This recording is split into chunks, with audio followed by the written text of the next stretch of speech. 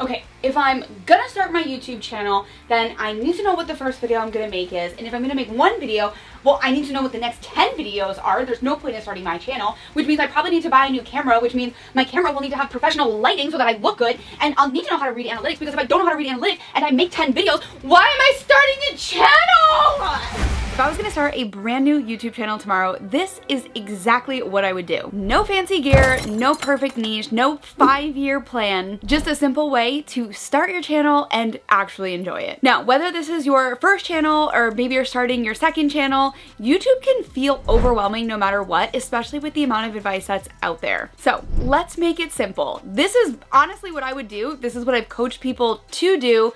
And as someone who wants to start a new channel every week, I feel like I have a little bit of experience starting new channels. Let's minimize the overthinking, avoid the burnout, and hit publish on that first video and start the channel that you've always wanted to. Plus, we'll sprinkle in some little pro tips throughout the video to keep you going once you've started. Now, let's say my first video idea for my food and nutrition channel is going to be focusing on a healthy grocery haul that's under $100. It's something that I prioritize in my life anyways. It's something that I'm passionate about. Well, I kind of have to go grocery shopping anyways. Next, we're going to build our first plan. We're going to start by making a simple 1-month plan for our first month on YouTube or first month with this new channel. Now, the goal is not perfection. It is consistency. I know, you've heard me say it before, but we need consistency for the most important thing about launching this channel, which is data that is going to build momentum. And the repetition of that data specifically is what's going to build us that momentum. We're going to choose that one type of video that we worked on to do for the entire month. In this case, I'm going to be doing this for long form, so I'm going to commit to 1 video a week. And if you wanted to do this for shorts, you could commit to at least 2 shorts a week. Pretty much just thinking about doubling the amount since it's shorts versus longs. So when you do the same kind of video a month, not only is this going to give you a clear direction of what you're filming for the month, it's also going to allow you to minimize the overthinking and improve on format instead of starting from scratch with a new video idea every single week. You are just gonna go right into burnout if you're just making an entirely new video right from the start every single week. This is gonna be a very easy and stronger way. I'm telling you, 1 video for the first month. Just hear me out. By the end of the month, you're going to have a small batch of videos that were actually fun to make, since this was your initial idea that excited you the most. And we have our first set of analytics, our first little data set.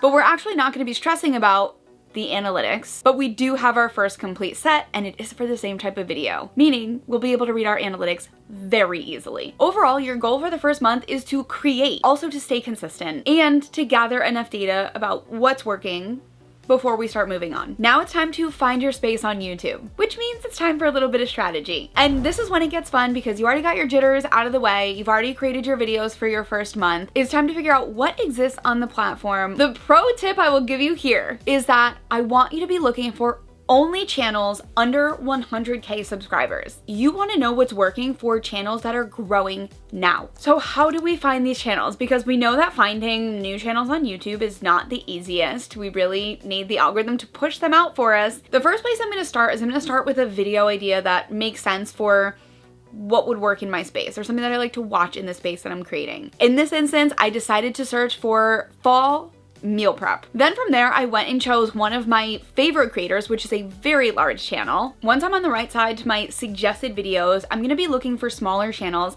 that are surfacing because they have similar content and have a very high outlier score. Our outlier score is going to identify a high amount of traffic for a video that the channel size doesn't normally see. So for instance, we have Diana's Vegan Food here, which is getting 41 times the amount of views it does for their average video.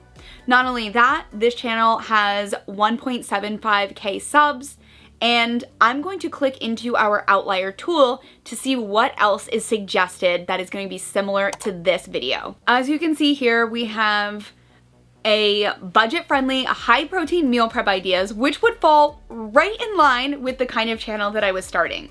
Not only that, this is a 100 times outlier, which is the highest you will see with our tool. And this channel has 22K subscribers, which means I'm probably going to want to add this channel as one of my competitors. I like to say inspiration channels instead because YouTube is not a competition. There's a space for everybody on here. The second biggest pro tip I'm going to tell you here is that once you find these channels using our amazing tools, you're going to want to subscribe to them from your new YouTube channel only. If I started Jen's Kitchen on that account, I am going to subscribe to all of these channels that are creating similar types of videos that I want to create. What this does is this turns my YouTube feed into my own personal research page. Because I've identified myself as my target audience, YouTube is going to surface me the videos that it thinks I want to watch, meaning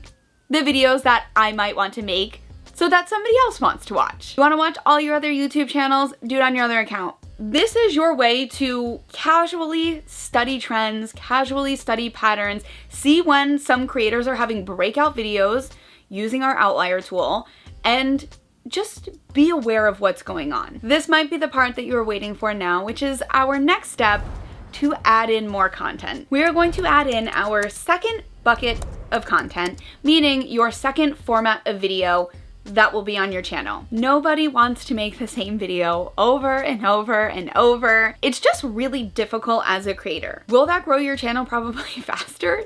Yes. Is it like as rewarding? Probably not. Personally, I'm saying no, it's not. So we do want to start pushing that creativity, which is why we're here on the platform. But we also want to avoid getting overwhelmed, which is a really difficult part about being on this platform. Now, since I already have the grocery haul videos, let's say I want to add in a meal prep video. That would make sense for my second bucket of content. It's in line with my audience. It's in line with some of the breakout videos that we saw when we were researching, and they're probably on my research feed for this channel because it's very intertwined. If someone buys the food, they probably want to know how to cook the food. After you've added the second bucket of content in, it's time to review your growth. Let's say this is 2 to 3 months later. Let's start with the easiest way, which is what videos got the most views and the most impressions. Don't dive too deep into analytics yet, because analytics, not only are they overwhelming, you just don't have enough data to make calculated decisions for strategy yet. We can't be messing with your retention if your video hasn't been seen by enough people yet. What we can do is we can be monitoring really simple things. Monitor how many impressions each video is getting. That just pretty much means how many people are seeing this. And also, let's monitor your click-through rate, which is how many people are clicking this. What we want to do here is that if we're getting a lot of impressions and we're also getting a high click-through rate, it's doing well for reaching a new audience and having that audience interested. If we're seeing a lot of impressions and a low click-through rate, it means we're missing the mark of the video being enticing to the people that are seeing it. I also want you to look outside of your analytics when it comes to this review stage. Have you been able to speak more confidently with each video? Are you doing better at making eye contact with the lens or feeling really confident in the format that you're currently filming in? Are you even just more excited about writing a script? Feeling proud of yourself as a creator with every single upload is the most rewarding part of this. And that's regardless of the views. We have to measure success by more than just views because views can take some time to come in. So seriously, take this entire evaluation as part of the process because as a new channel, there's a lot more to learn than just your title and thumbnail. And this is gonna be the simplest step there is. Don't overthink it. Just create. Take notes on what feels fun to make and what doesn't feel fun to make. Maybe with my channel, I really like doing the grocery hauls, but something about filming the meal preps now is something I kind of dread, or it takes too much time, or I kind of put off wanting to film it. We shouldn't be at that stage yet. The videos you love making are the videos you'll stick with. And I promise you, consistency beats strategy in these early stages. Plus, the more similar your videos are, the easier you're making it for YouTube to find who actually wants to watch them. Now, I do want this to make sense for more than just these couple months, so when you're feeling like a pro, we're gonna add in your third bucket. You've been feeling confident, let's say it's been 3 to more like the 6th month mark, and you're just feeling like you wanna do more to your channel, which is totally normal. Back to that just creative motivation that none of us can seem to tame. This is where you can add an experimental bucket to throw into the mix. As long as you are feeling really good about the other 2 types of videos that you're making, that's when this makes sense. So we don't necessarily have to put a 3 to 6 month marker on it. We just want to make sure the other ones feel like you don't even have to think about them. You are on repeat. You know how to make that video. You know exactly what's going to happen. That's the kind of confidence we're looking for before we add an experimental video. Now, when we think about experimental videos, this is when we can go back to our research feed and think about, well, what things are trending? Are there seasonal videos that make sense for you to add in extra videos? These can also be videos that take more time to produce. Maybe this looks like a 30-day challenge for whatever space you're creating in, something that you could be working on the whole month, and it's just that one different type of content. For me, maybe that means focusing on extra videos during Thanksgiving or Christmas or the holiday season in general, where food is just really evident. Now, another little tip I will say is to organize your content by these buckets. However you're organizing your content, whether it's a notepad on your phone or maybe you have a fancy Notion, whatever that looks like for you, I encourage you to organize them by buckets. So for me, I would have hauls, I would have meal prep, and then whatever that seasonal video looks like or experimental video looks like. That way, when I'm thinking about ideas, I can just go ahead and put those ideas right under which category they belong in.